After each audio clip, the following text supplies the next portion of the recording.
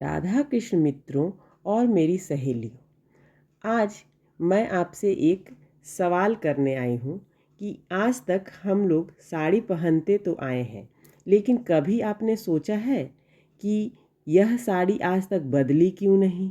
यह जैसी थी वैसे ही रह गई। सारे ड्रेस, सारे परिधान बदलते हैं, फैशन बदलती है, लेकिन साड़ी का टुकड़ा अभी तक वैसा का वैसा ही रह गया। मित्रों, आपने कभी सोचा है कि क्यों भारत की हर देवी हमेशा साड़ी में ही दिखाई देती है? क्यों हर दुल्हन का पहला परिधान साड़ी ही होता है?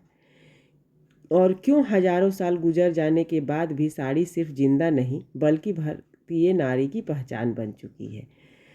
आज मैं आपको बताऊंगी कि साड़ी सिर्फ कपड़ा नहीं, यह कवच है, यह साधना है और यह एक अद्भुत विज्ञान है।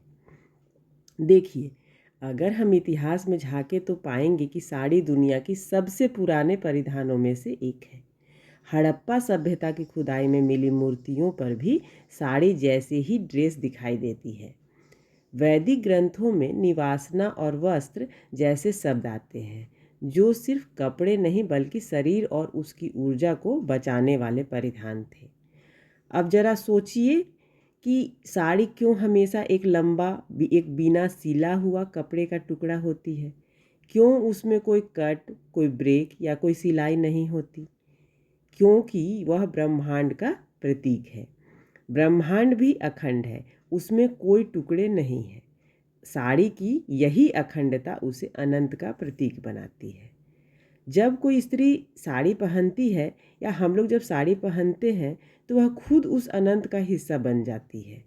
हमारे पूर्वज बहुत देर तक सिलाई किए हुए कपड़ों की ओर नहीं बढ़े थे।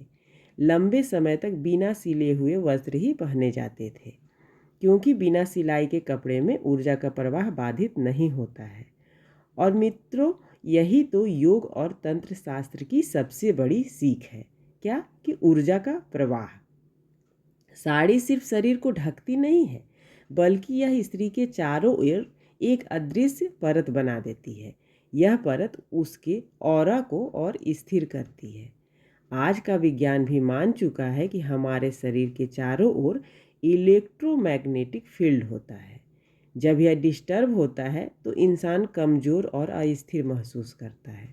साड़ी इस ऑरा को बचाती है, यानी यह कपड़ा नहीं, एक हमारे लिए एक कवच का काम करती है। आइए अब बात करते हैं साड़ी के पहनने के तरीके की, हिस्सों की, जैसे साड़ी के चुन्नटों की, प्लेट्स की। कमर पर जो फोल्ड्स बनते हैं ना, वो सिर्फ सजावट नहीं होते हैं। हर फोल्ड में एक लहर की तरह काम करती है, जो ऊर्जा को नीचे से ऊपर की ओर ले जाती है। इसलिए साड़ी पहनकर चलने वाली स्त्री की चाल इतनी लयबद्ध और आकर्षक लगती है। तो यह सिर्फ आकर्षण, सिर्फ सौंदर्य नहीं है, बल्कि ऊर्जा के संतुलन का प्रभाव है। अब चलिए बात करते हैं साड़ी के पल्लू की। पल्लू की बात करें तो उसे अक्सर फैशन का हिस्सा ही समझा जाता है, लेकिन असल में यह एक एनर्जी शील्ड होती है। जब कोई स्त्री पूजा करते समय पल्लू को सिर पर रखती है, जो हमेशा हम लोग रखते ही हैं, तो यह सिर्फ भगवान के प्रति सम्मान नहीं होता है, वह एक सबटल बॉडी की रक्षा भी होती है।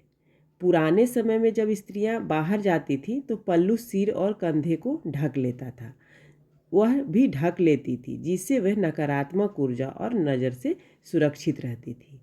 अब आइए बात करते हैं साड़ी में जितने रंग होते हैं उस कलर की। हरा रंग से लेकर लाल रंग तक। लाल रंग शक्ति और उत्सव का प्रतीक होता है। पीला रंग पवित्रता और ज्ञान का प्रतीक होता है। सफ़ेद रंग शांति और संतुलन का प्रतीक होता है। तो हरा रंग उर्वरता और समृद्धि का प्रतीक होता है। नीला गहराई और रहस्य के लिए हुए है, तो सुनहरा समृद्धि लिए हुए है। इसीलिए ही देवी देवताओं की प्रतिमाओं में आपको यही रंग दिखाई देते हैं। लक्ष्मी माँ लाल सुनहरे में, तो सरस्वती माँ सफ़ेद में। दुर्गा माँ लाल सुनहरे में, तो पार्वती माँ अक्सर हरे में दिखाई देती हैं। मित्रों, नाभि का रिश्ता भी साड़ी से गहराता है।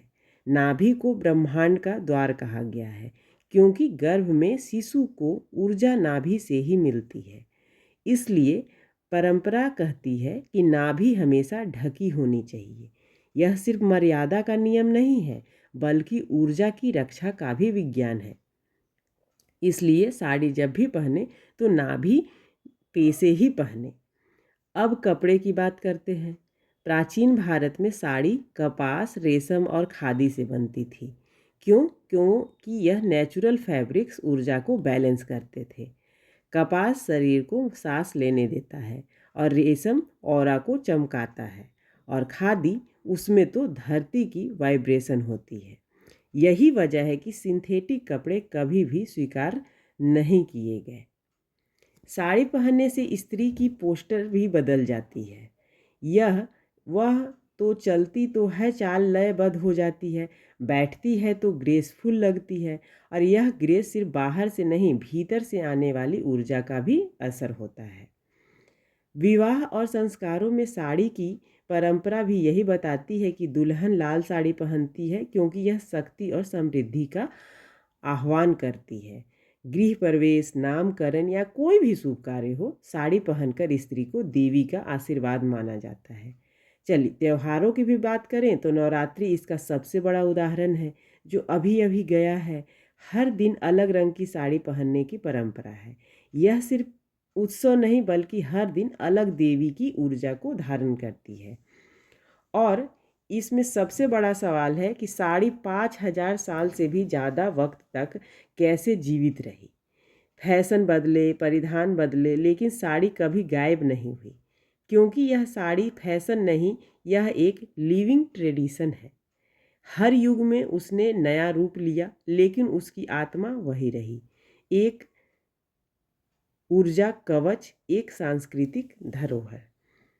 तो मित्रों, अगली बार जब आप किसी स्त्री को साड़ी में देखें तो याद रखिएगा कि वह सिर्फ सुंदर नहीं लग रही, बल्कि वह उस परंपरा, उस विज्ञान और उस ऊर्जा को भी धारण कर रही है, जो हजारों सालों से हमारे साथ चल रही है। साड़ी सच में भारत की नारी का गहना ही नहीं, उसका कवच है। अगर आपको यह ज्ञानवर्धक कहानी अच्छी लगी तो लाइक ज़रूर करिएगा, और कमेंट में बताइएगा कि आपको इसी तरह की कहानियाँ पसंद हो तो कमेंट करिएगा, और चैनल को सब्सक्राइब करना मत भूलिएगा। तब तक के लिए राधा कृष्ण।